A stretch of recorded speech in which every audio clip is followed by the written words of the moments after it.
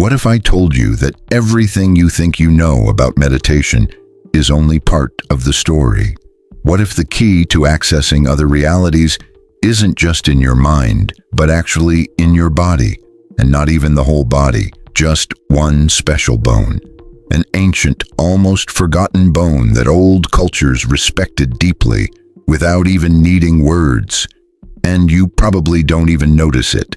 This isn't just another mystical tale. It's a real discovery. We're going to dive into a practice that's powerful but overlooked. It's not about imagining things, sitting still, or waiting for silence. It's about moving your body in a way that opens portals. Yes, portals, because some movements don't just stretch your muscles, they bring back old memories. The bone I'm talking about was called the throne of the soul by ancient people. It's in your spine, but it's different from the rest. It's strong and solid like a sacred stone, but it also holds a fire that never dies. Ancient cultures didn't learn this from books.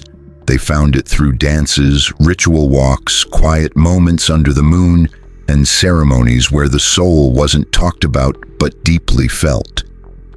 In this first part, I'll take you to the edge of that knowledge. We'll explore the mystery of this bone. I'll share how I discovered it, how I felt it come alive in me, and why I believe this small physical gateway can completely change how you see the world. True spirituality isn't about rising up or escaping your body. It's about sinking in so deeply that the boundary between worlds feels thin. That's what the ancients did. They didn't meditate in the usual way. They moved this bone and stepped through. You're about to learn which bone this is, why moving it is a secret key, and how you can start experiencing it yourself. But first, we'll go back to the roots. Caves, myths, and the bodies of wise ones who danced without thinking, letting their bodies guide them beyond what's visible. Get ready. What you're about to hear isn't a new technique.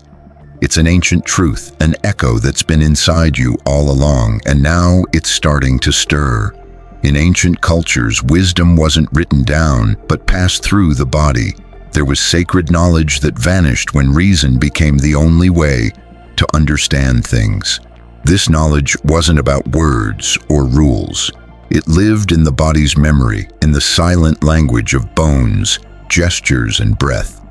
Among all the body's parts, one bone was the most sacred, the sacrum.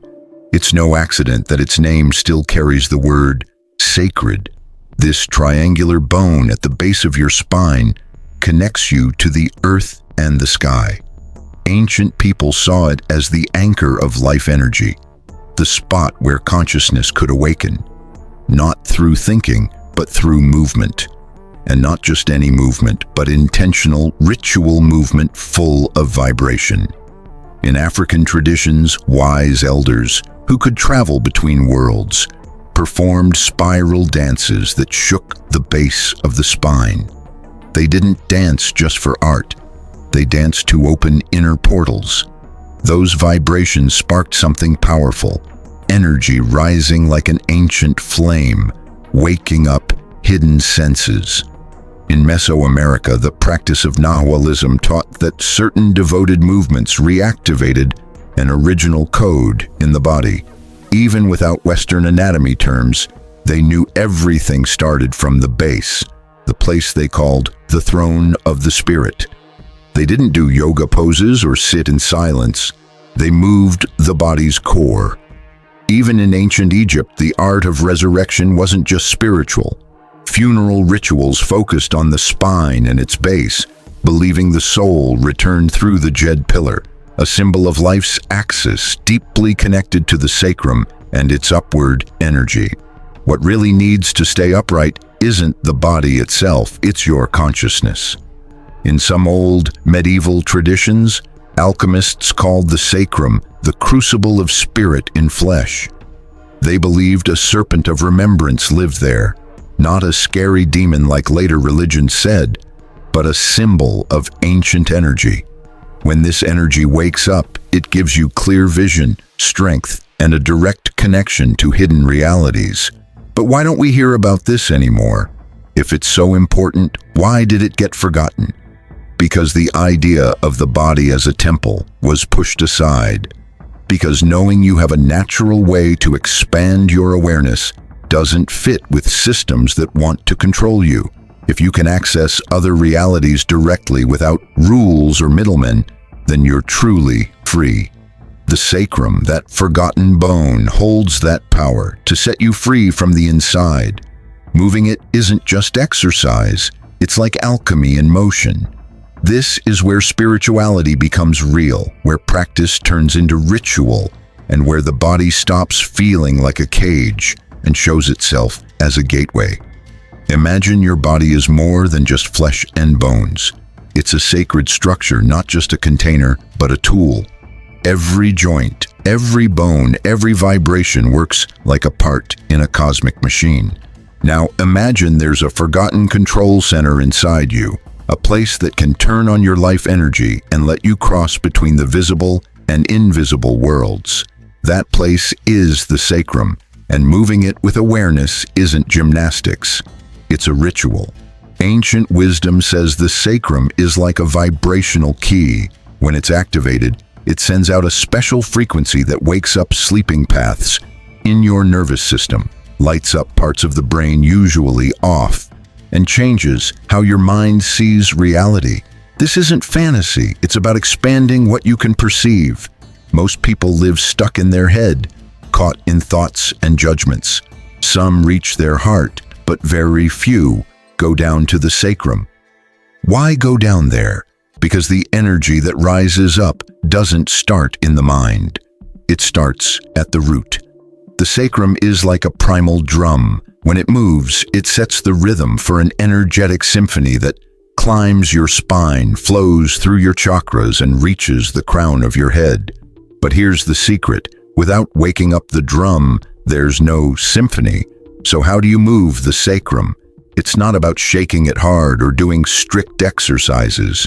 The movement is soft and flowing, circular, like drawing invisible spirals with your hips. Ancient dances knew this. The hips weren't moving just for sensual reasons. They were moving to awaken something deep inside. Every movement of the pelvis sends a pulse to the sacrum. When that pulse keeps going steady and aware, the bone starts to vibrate. You don't feel this as a shake or tremor. It's more subtle. It feels like an expanding warmth inside, like something is stirring in the foundation of your being. That's when your body starts to remember, not ideas or facts, but how it really feels to be alive from your core. And it doesn't stop there. If you keep doing the movement gently and with focus, you'll notice changes in your breathing, your mental state, and how you experience space around you. Time seems to slow down, your attention becomes naturally present, and if you stick with it, something even deeper happens. Reality begins to open up. People who practice this say that after just a few minutes of moving their sacrum consciously, they start to notice things outside normal experience. Inner lights that don't come from outside, faint sounds inside their head, a deep feeling of oneness with everything, and sometimes sudden visions, ancient memories, or brief glimpses into other states of consciousness. This isn't about controlling or managing something. It's about tuning into a certain kind of vibration. The key thing to understand is that you're not creating something new. You're clearing away what's blocking you. You're waking up a part of yourself that's been forgotten. The sacrum, the bone at the base of your spine, is like the soul's sacred drum. When you move it with awareness, it sets your whole body into motion, like it's dancing. Once that sacrum starts vibrating and spreading energy, your entire body shifts into a special state that ancient cultures called the threshold. This isn't about zoning out or just relaxing. It's a deep change in how you experience things. In this state, the boundary between inside and outside, between what's real and what's symbolic, starts to fade. What opens up here isn't just energy, it's like a gateway. But this gateway doesn't lead somewhere beyond, like some religions say. It leads to a kind of dimension that exists alongside our usual reality, always there, but usually out of reach. Ancient wisdom keepers, whether they were priestesses, Toltec shamans, or druids, knew that activating the sacrum was serious. It's not just about energy waking up, but a kind of memory from beyond this world. The body remembers things the mind can't understand. Places you never physically went, knowledge you never learned, and symbols that come alive. People often describe meeting beings of light, seeing moving symbols or patterns, or feeling connected to a greater intelligence that doesn't speak but teaches just by being there. In these moments, something big happens. Your sense of self starts to change. You don't lose yourself, but the usual you, your name, your story, your ego feels tiny, like a spark compared to the sun. What comes up instead is pure awareness, the eternal observer inside you. But this is where wisdom is important. Moving your sacrum without preparation or grounding can open more than you're ready for. The gateway doesn't choose what comes through. If you have old wounds, negative beliefs, or hidden trauma, they might surface, not to hurt you, but to help you face them. That's why the ancients stayed quiet about this. Power needs guidance. So every activation should follow 3 basic rules. Stay grounded emotionally. You can't rise up if you're not firmly rooted. Before you explore new realities, make sure your body feels safe and steady, not like a battleground. Set a clear intention. The sacrum responds to your purpose. It's not a machine, it's a living altar. Moving it without knowing why is like lighting a fire in the dark, without knowing what you want. Be honest about your goal, whether it's healing, clarity, or insight, and the gateway will respond. Create a ritual space. The wise knew every gateway needs a container. Your space should feel sacred, even if it's simple. Remove distractions.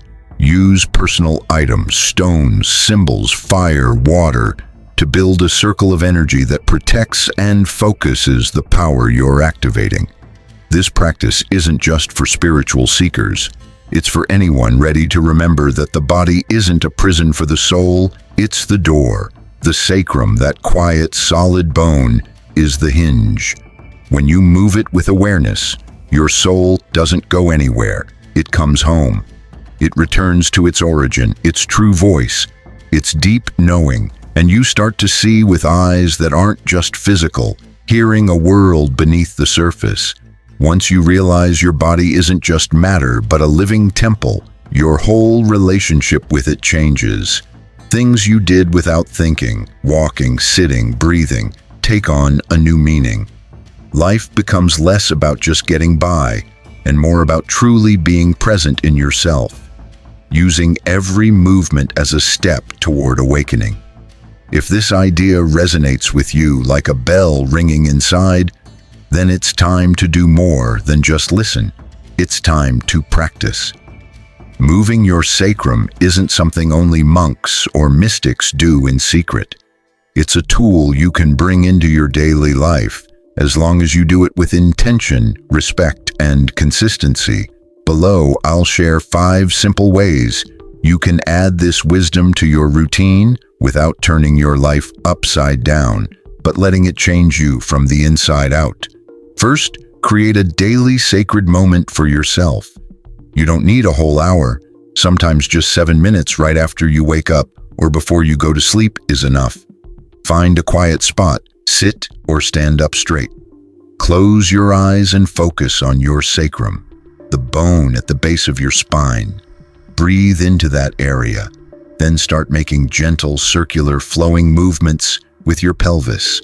Don't overthink it, just feel it. Let this be your daily moment of peace, your time to connect with your body and soul. Second, try walking with sacral awareness. Imagine every step is like a drumbeat vibrating from your core. Walking can become a sacred practice if you pay attention to how your sacrum moves with each step.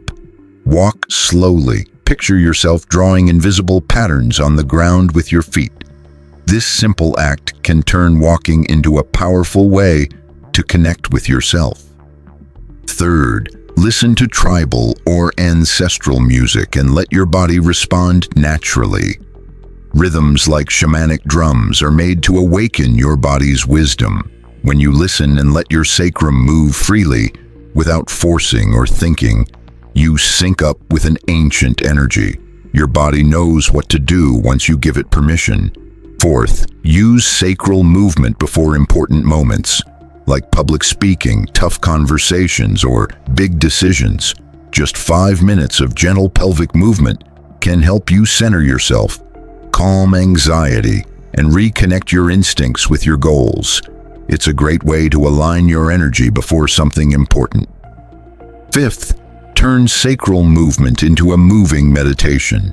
Not everyone can sit still and meditate for a long time, and that's okay.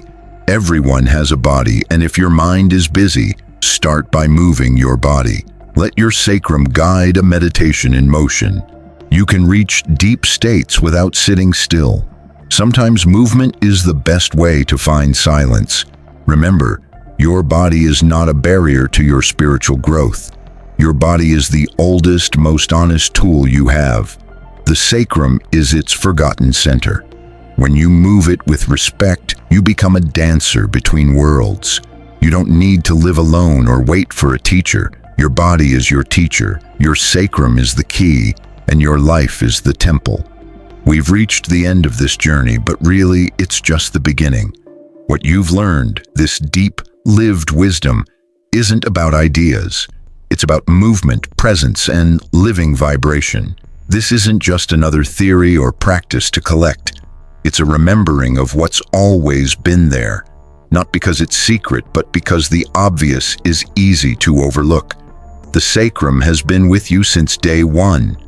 It was the first bone to form in your mother's womb. Your spine grew from it, and everything else grew from the spine.